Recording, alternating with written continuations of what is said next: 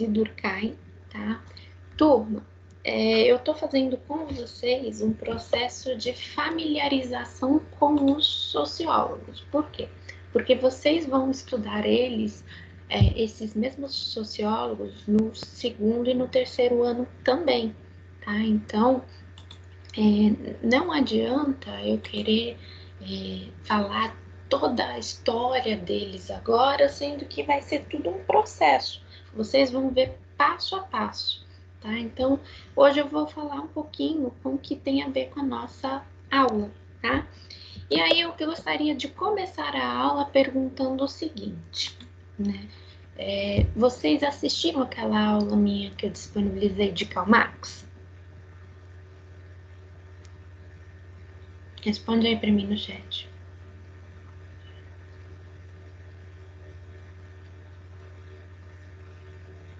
Tem problema. A Maria não. Eu acho que não. Sim. Ora, eu cheguei a ver as aulas que a senhora postou para responder os exercícios. Agora eu não lembro se escreveu do Karl Marx. Não, uma delas era do Karl Marx, Thaisa, tá? Então, olha só. Para quem conhece um pouquinho mais a fundo a teoria do Karl Marx, viu que eu não falei, né, dos conceitos de mais-valia, alienação, eu não entrei nisso, tá? Então, não entrei nisso ainda. A aula tá lá, tá? Duda, se você quiser assistir depois, mas eu vou falar um pouquinho dele agora, tá? Então, hoje a gente vai conversar sobre esses três sociólogos, tá? E eles são os três nomes mais importantes dentro da disciplina de sociologia, ok? Tem outros nomes, outros filósofos, tá? Mas esses aqui são os que mais se destacam, tá? Então, essas três personagens aqui, tá? E aí a gente vai falar do Karl Marx, né? Para quem assistiu a minha aula, então já sabe que eu contei a história dele, falei que ele morreu, apenas 11 pessoas foram no seu enterro, né? Enfim, né? Então o Karl Marx, ele vai aprimorar as ideias do Augusto Comte, né? O Augusto Comte foi aquele que eu falei que fez surgir a sociologia, tá? Então, como uma ciência, falei logo na primeira aula que eu deixei gravada para vocês, tá? E o Karl Marx, toda a sua obra, todos os seus escritos, seus livros, ele vai observar o quê? Lutas de classes, tá? Turma, o que é importante dizer? O Karl Marx, ele está observando a história da humanidade até a época em que ele vive, ok? Então, é esse período. Só que é esse período para trás. Então, remete àquela ideia de pré-história, tá? Então, vocês devem estar aprendendo com o professor de história de vocês, ou devem ter visto, que provavelmente é a Grace, né?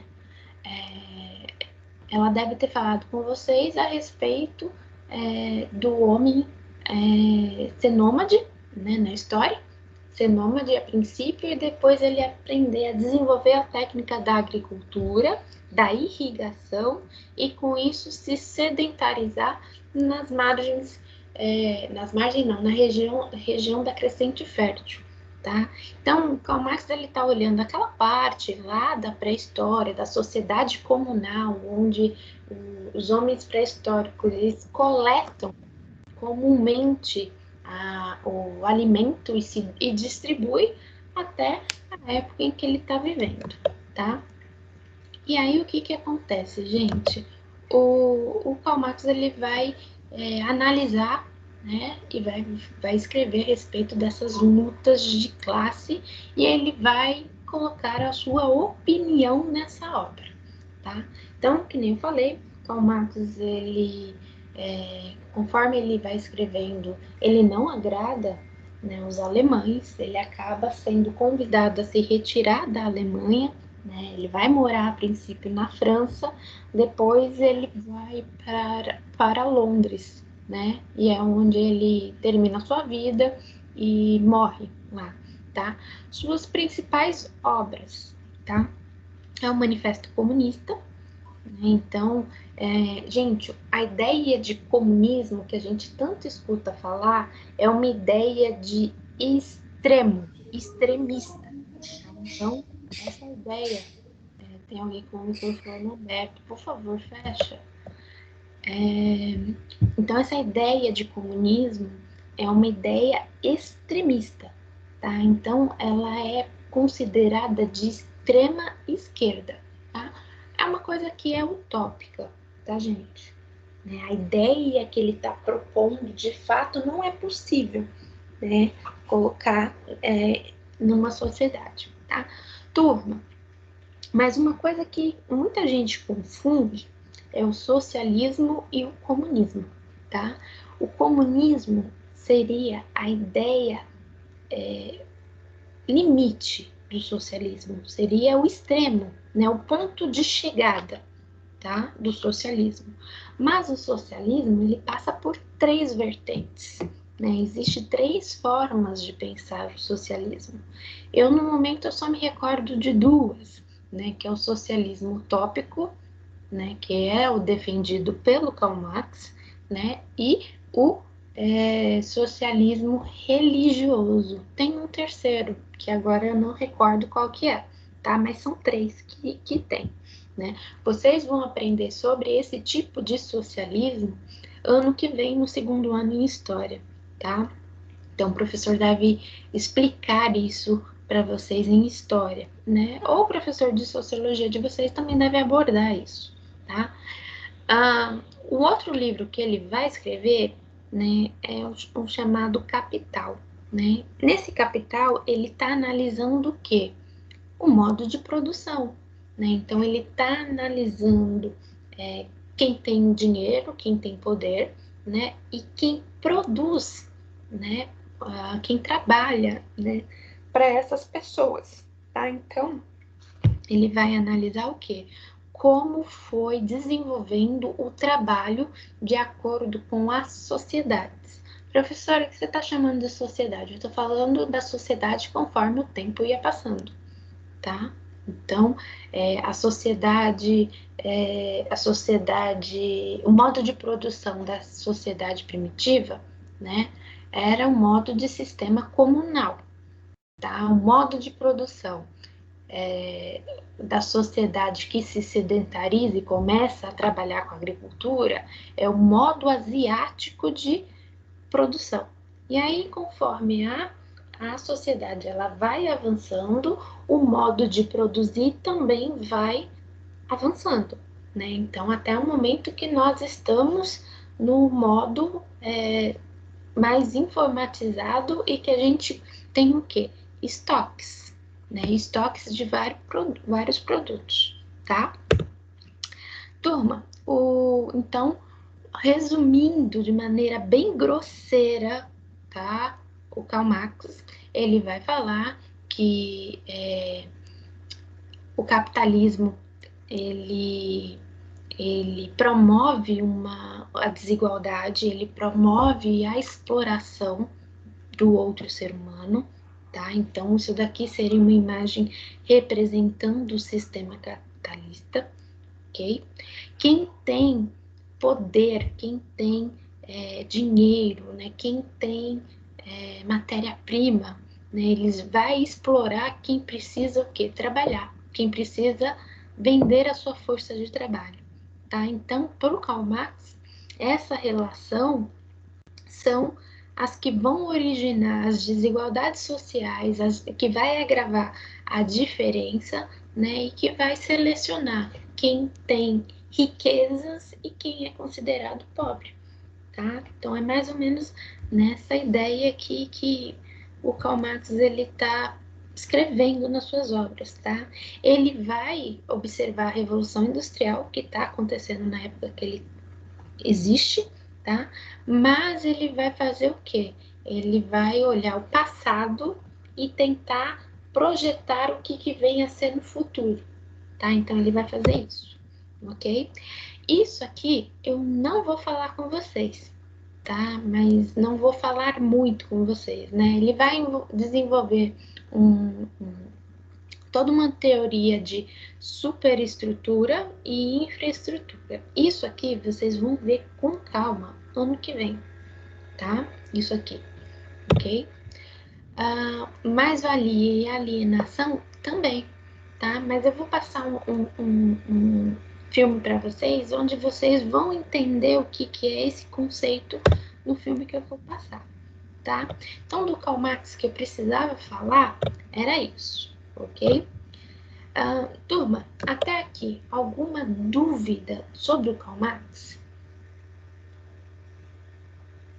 Nenhuma, professora. Não, tá tudo bem. Então tá, agora vamos entender por que ele é diferente, por que o Emile Durkheim pensa diferente, tá? O Emile Durkheim, ele vai ser o primeiro professor de sociologia, tá? Então, o que vai ter? Né? Lembra que eu falei que o Augusto Comte está criando a sociologia, né? O Karl Marx, ele está escrevendo, então ele está botando em prática, né? O que o Augusto Comte está chamando de ciência, né? Porém, é o Emile Durkheim que vai ser o primeiro professor dessa disciplina, tá? Então, o que o Emile Durkheim ele vai analisar, né? O que ele vai dizer? Ele vai dizer que a sociedade está sempre acima do indivíduo, tá? Então, a sociedade, ela já existe, ela está acima, porque engloba mais pessoas do que uma única pessoa, tá? E ela tem regra, ela tem norma, ela tem costume, ela tem lei, ela tem tradição, tá? E essas regras, costumes, leis, tradições, cultura, tá? Elas vão se solidificar em instituições sociais, né? E essas instituições sociais, elas vão ser base da nossa sociedade. Professor, o que é uma instituição social?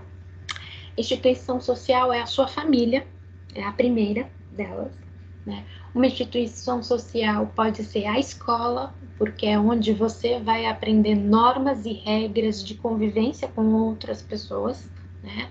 A escola, como pode ser também um time de futebol que você frequenta, um balé que você vai, enfim, né? Suas relações de grupo, relações sociais, tá? Uma outra instituição social que nós temos é o Estado. Então, o Estado, ele normatiza, ele consolidifica, tá? Ele impõe regras para as pessoas no que pode e o que não pode fazer, tá?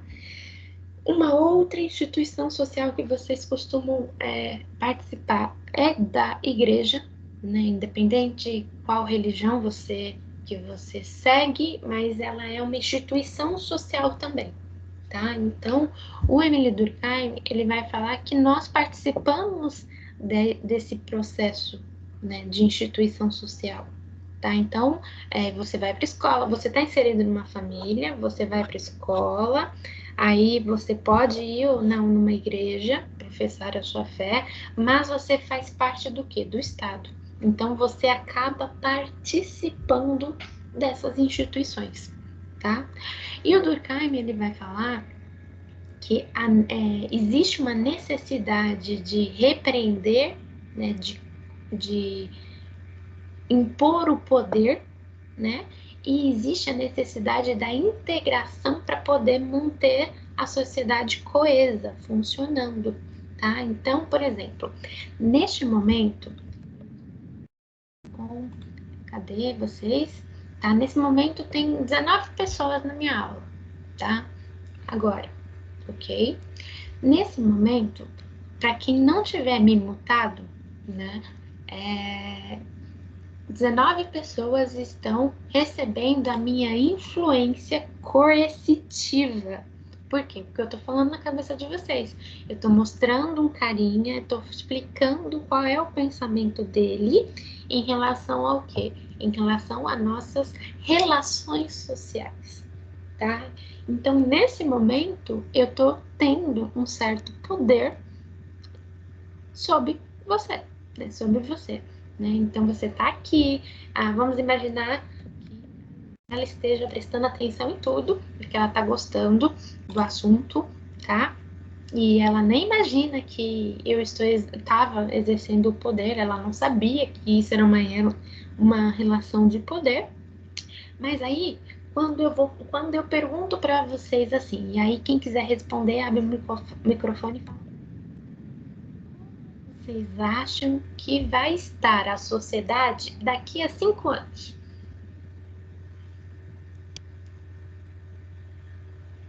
Diferente. Gente, como? Tudo.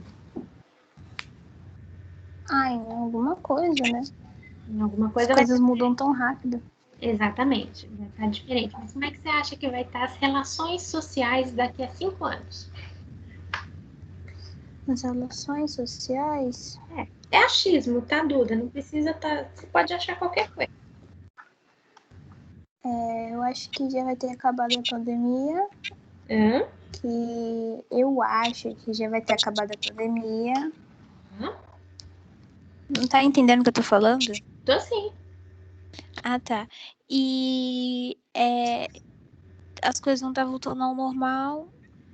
As pessoas vão estar alegres, felizes, com novos costumes. Depois de tudo que a gente passou. E E.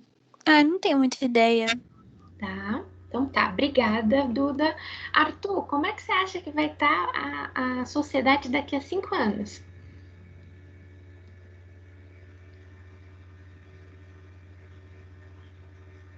Eu acho que vai estar se recuperando da pandemia ainda. Vai estar em processo de recuperação? Tá. Isso. E como é que você acha que vai estar as pessoas? Vão estar aproveitando a vida, saindo. Ok. Aproveitando a vida, saindo, né? Ariel disse que talvez as pessoas tenham mais empatias umas com as outras, né? Existe uma possibilidade, né? Quem mais quer falar como é que acha que vai estar as relações sociais daqui a 5 anos? Eu. Pode falar, Tandara. Eu acho que vai estar muito dividido, porque ao mesmo tempo que tem muita gente que só vai estar desesperado para viver a vida, então vai acabar fazendo muita besteira. E também vai ter gente que ainda vai estar morrendo de medo, porque de um jeito ou de outro se acostumou a ficar no monótono. Exatamente, tá? Também, tá? Mas uma coisa que é muito importante que vocês saibam também é que a nossa sociedade, lembra que agora nesse momento de pandemia a gente está sempre discutindo sobre saúde emocional? Saúde emocional, tá?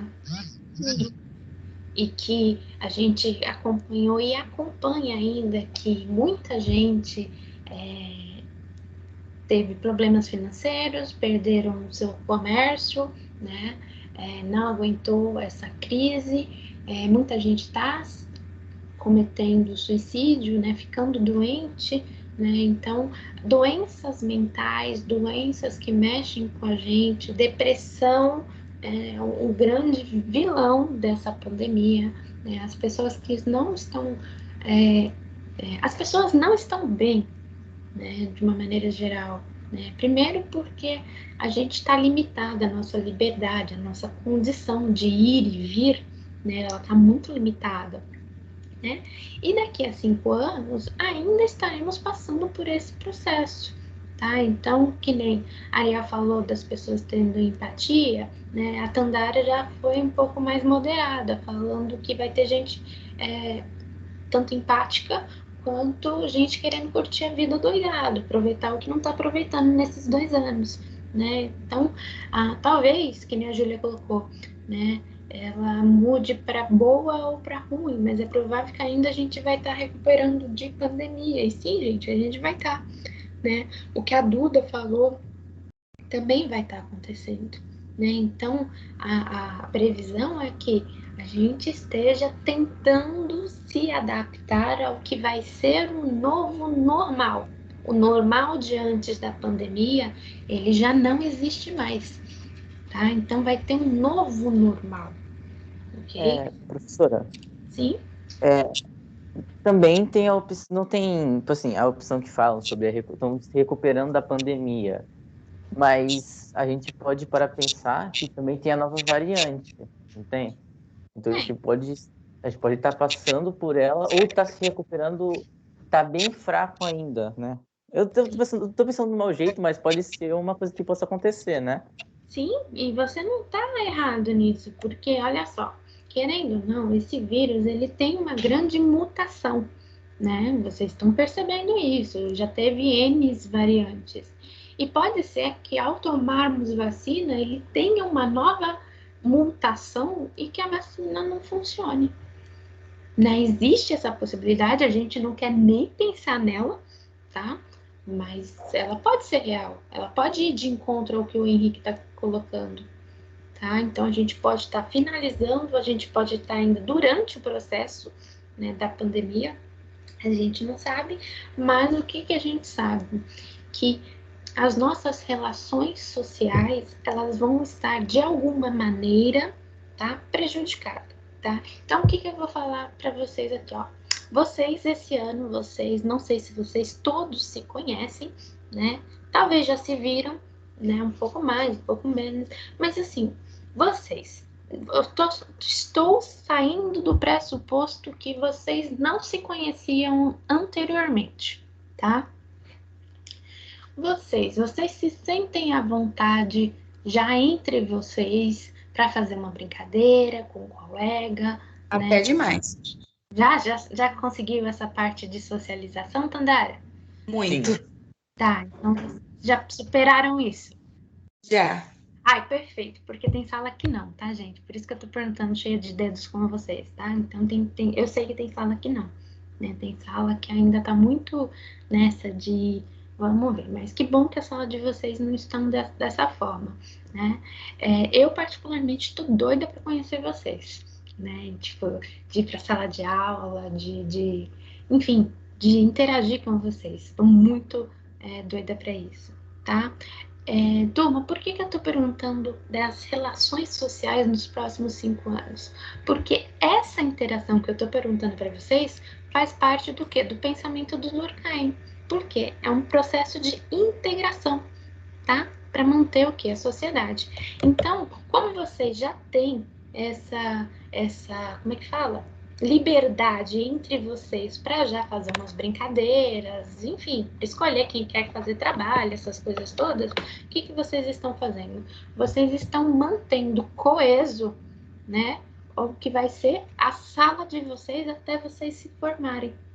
Tá? Então, essa integração que vocês já estão fazendo por redes sociais, principalmente deve ser no grupo de WhatsApp de vocês, né? É o que o Durkheim vai falar que mantém essa coesão e essa integração nas instituições sociais. Então, vocês já estão participando disso, só que de uma maneira diferente. Vocês não estão se vendo, vocês, teoricamente, né? Então, não tem uma sala com uns 40 alunos aqui para eu poder ver e fazer uma bagunça com vocês, tá? Não tenho aqui nesse momento, tá? Mas eu espero que até o 3º ano a gente possa ir para a sala de aula, né? Fazer um passo-repassa, tá? Fazer alguma coisa diferente, tá? E o Durkheim, ele vai falar uma coisa, né? Vocês devem ter o hábito de dizer bom dia, boa tarde, com licença, por favor, muito obrigado, tá? Me desculpa, tá? Me desculpa, eu fui errado, né? Não sei. Mas isso são o quê? São coisas que os nossos pais, eles ensinam pra gente, né? Então, é uma educação, né, de valores, tá? Então, eles estão agregando o quê? Um valor na sua comunicação. Então, você, desde pequenininho, você é ensinado a usar essas palavras no dia a dia. E assim, conforme você vai crescendo, você vai incorporando isso. Bom dia, boa tarde, boa noite, com licença, por favor, muito obrigado.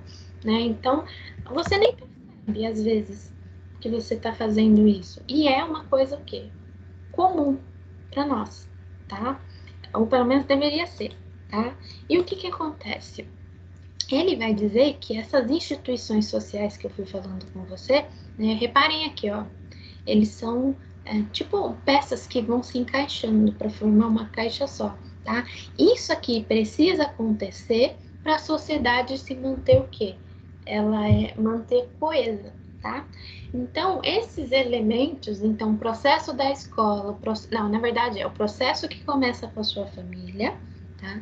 Depois entra a sua escola, o seu processo de alfabetização, tá?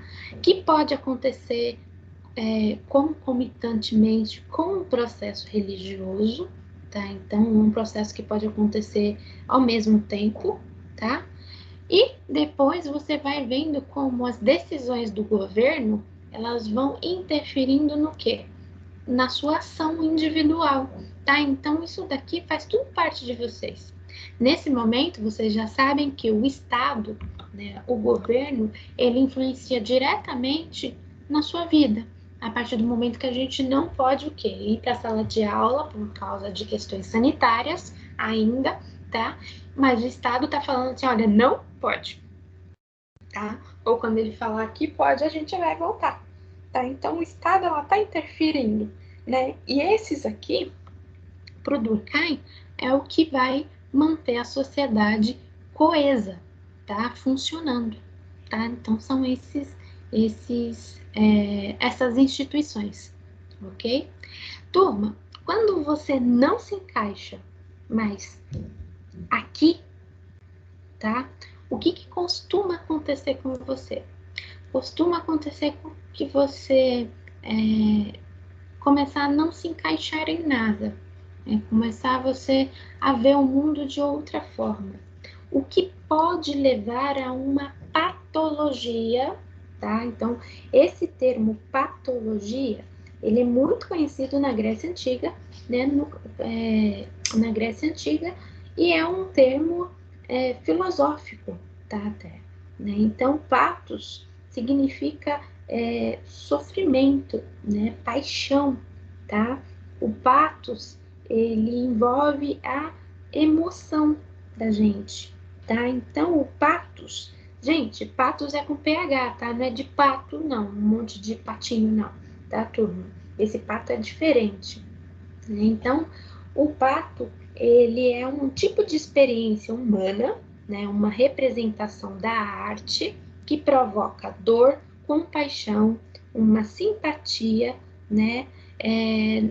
Para quem está à nossa volta, tá? Então, o patos, ele era muito usado na Grécia Antiga, tá? Então, o patos, né? Então, esse termo de patos. E aí vem a palavra patologia, né? Estudo do quê? Da dor. O estudo do quê? Das emoções, né? O estudo do outro, tá? Então, patologia vem de doença, né? E uma patologia que geralmente pode ser descrita, né, como um problema também de questões sociais, né, é a depressão, tá? Então, a depressão, a pessoa não se encaixa em nenhum grupo social, ela não se encaixa, ela não se vê pertencente a isso, tá? Que ele vai chamar de anomia, tá? Então, a anomia para ele é a ausência dessas instituições, ou até mesmo a fragilidade, por exemplo, em algo que está acontecendo na casa, né? Um conflito que vai gerar o quê? Esse sentimento de não pertencer a lugar nenhum, tá? E esse sentimento, quando ele não é tratado, tá? Ele pode ir a situações mais graves, como, por exemplo, o suicídio, né? Suicídio, a gente sabe que é uma coisa muito séria, né? Então, temos aí o Setembro Amarelo, né? Para poder conscientizar as pessoas sobre a depressão, principalmente, né? Que a depressão leva ao suicídio, né? É o fim da dor, é o fim do patos, tá, gente? Patos, tá? É o fim do patos, e o Durkheim ele vai escrever sobre suicídio, tá? Então, o Durkheim ele é um filósofo e sociólogo que vai sair do que todo mundo está falando ali, pronto, acabou, tá? E ele vai entrar também para essa questão da psicologia, da doença, tá? Então, Durkheim, ano que vem, provavelmente comigo, a gente vai falar sobre o suicídio, tá? Mas primeiro a gente precisa fazer o quê? A gente precisa contextualizar quem é, né, cada sociólogo, tá?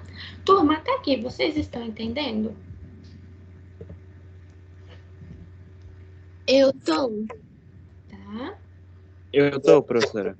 Tá também? Tandara? Duda? Ok. Também. Tô. Então tá, olha só. Se alguém não estiver entendendo, por favor, fale comigo, tá? Eu vou continuar aqui. Ó, o Durkheim. O Durkheim, ele vai falar que o processo de socialização, como ele não tem regra, tá? Não existe uma regra que define, né, o processo de socialização, então ele é muito amplo, tá? Mas ele vai identificar 3 características que ele vai considerar fundamentais, né? Então, uma é a exterioridade, né? Então, existem e atuam sobre o indivíduo, né? Dependente da sua vontade ou da sua consciência. Então, por exemplo, assim, ó, na apresentação de um trabalho, né? Vocês planejam tudo para dar certinho, mas acontece no meio do trabalho a internet da pessoa cai, tá? Isso não é uma coisa que vocês necessariamente têm alguma culpa, tá? Isso é algo que é exterior a nós, que pode nos afetar, tá? Pode acontecer, ok? Existe a generalidade, né, que é o fato de que tudo é geral, tá? Então, se repete, né, em todos os indivíduos, ou pelo menos a maioria deles, né? Então, por exemplo, uma coisa que é uma generalidade, né? Nós temos o hábito de deitar, né, à noite e geralmente nós dormimos de noite, né? Então, nem todo mundo deita e dorme, tá? Mas é um hábito que costuma ser geral para a humanidade, né? De descansar à noite, tá? E fazer N coisas durante o dia, tá? Então, isso é uma generalidade, né?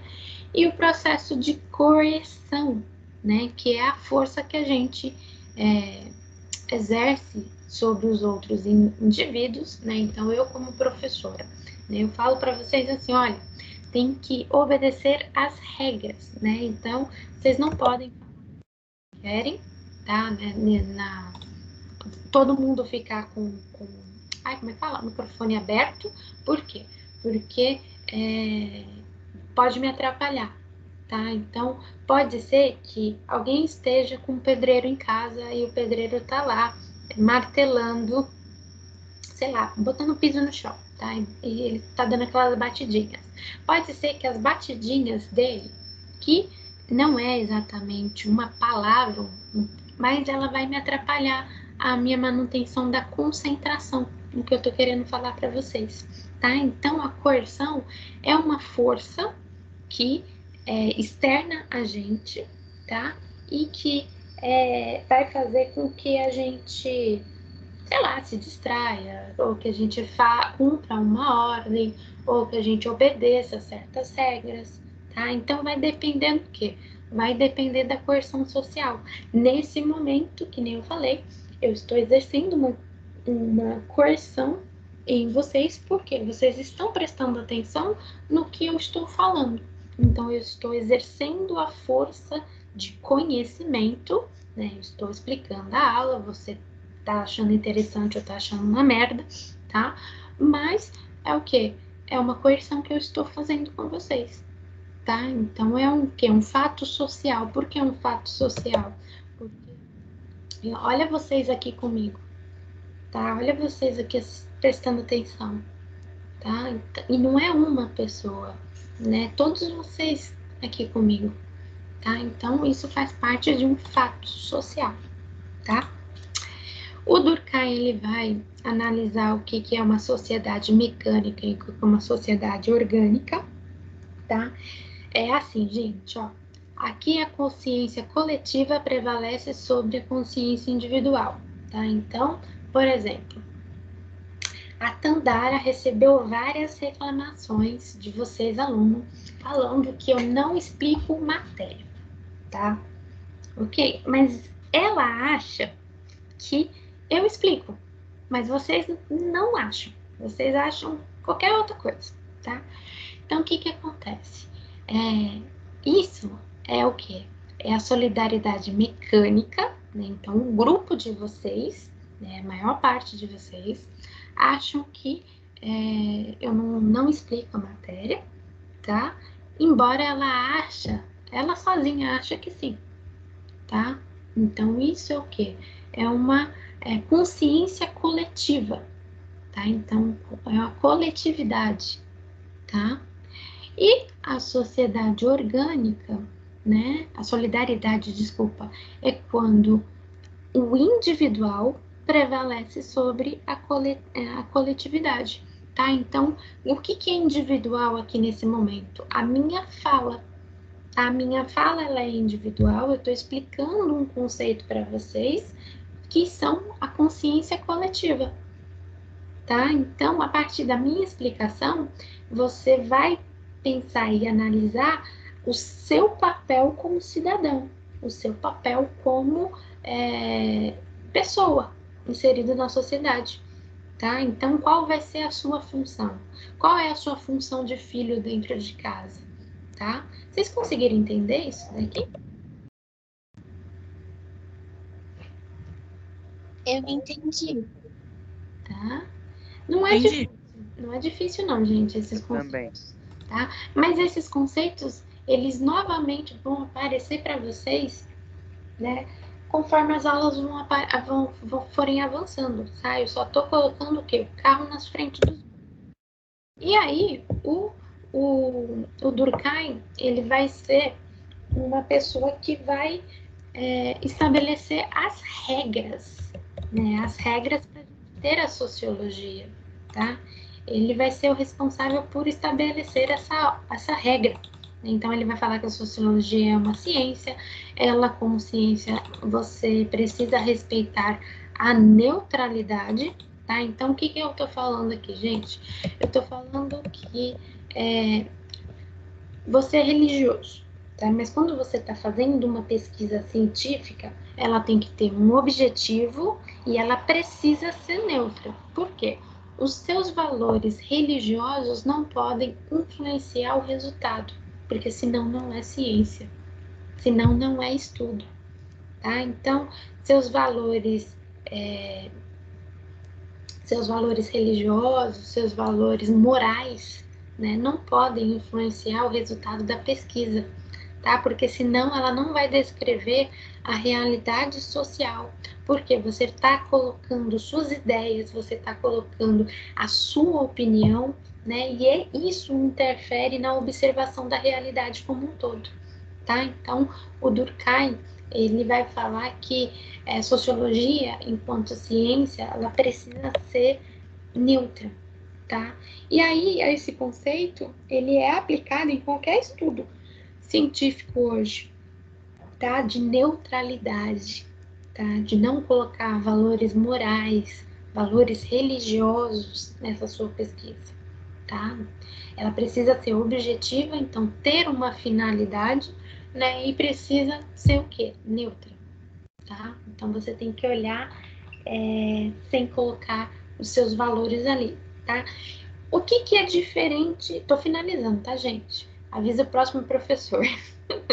O que é diferente entre Marx e Durkheim, tá? Então, o Marx, ele tá vendo como um elemento que mantém a sociedade o conflito de classe, tá? O pobre contra o rico, né? Ele tá vendo isso como algo que mantém a sociedade. O Durkheim, ele está colocando esse poder, essa integração como manutenção da sociedade, né? Então, esse poder eu estou chamando de coerção, tá, gente? E coerção e integração, tá? Que vai manter o quê? A sociedade, tá? Turma, a anomia que eu me referi né? Ela só acontece porque não tem uma regra de normatização da relação social, tá? Então, o nosso processo, né, ele é muito amplo, né, desse processo como é que fala? De interagir com o outro, né? Começa com elementos fundamentais, aquelas palavrinhas que eu fiquei repetindo durante a aula. Bom dia, boa tarde, boa noite, por favor, muito obrigado, com licença, me desculpa, tá? Então, isso é um valor, né? Um valor moral que vai sendo construído desde quando você é criança. E isso a gente aprende criança e vai passando para todo mundo, né? Para os nossos filhos, para os nossos netos, e assim vai fazer com que a sociedade ela tenha coisa, tá? Turma, alguma dúvida? Nenhuma, professora. Eu vou fazer o seguinte, vou deixar para vocês agora, nesse chat, como é que fala? Esse material, só que em versão PDF, tá para vocês, ok? Que eu estou usando. E vocês, aqui, ó, os primeiros sociólogos, tá aqui já, no chat de vocês. Tá? Então já foi, tá? Tá chegando para vocês. Se vocês quiserem dar uma lida, fica à vontade. Falta eu falar do Max Weber, ele vai tratar da psicologia, ele vai tratar da reciprocidade, palavra do momento, tá? Então, vou falar com vocês dela amanhã não, semana que vem com vocês, tá? Eu vou falar de reciprocidade, de psicologia, tá? E aí, se vocês já quiserem dar uma olhadinha, eu só vou pedir o seguinte, se vocês forem dar uma olhadinha, olha também o que é a ação tradicional, tá no slide, tá, gente? Ação tradicional, ação afetiva, né? Então, ação racional com valores, né? E ação social em relação à finalidade, tá? Se vocês forem já olhar, né? De qualquer jeito, eu vou explicar semana que vem, tá? É isso, gente. Obrigada pela presença de vocês. Né? Vou deixar só uma interação para o pessoal que não pôde estar presente. Avisa que a aula está gravada para ninguém ficar com dúvida, tá? E qualquer coisa vocês mandam um alô para mim, tá? Chama no chat, tá? Um beijo, boa semana para vocês. Amanhã eu vou deixar a aula de filosofia, tá? Tchau, tchau, gente.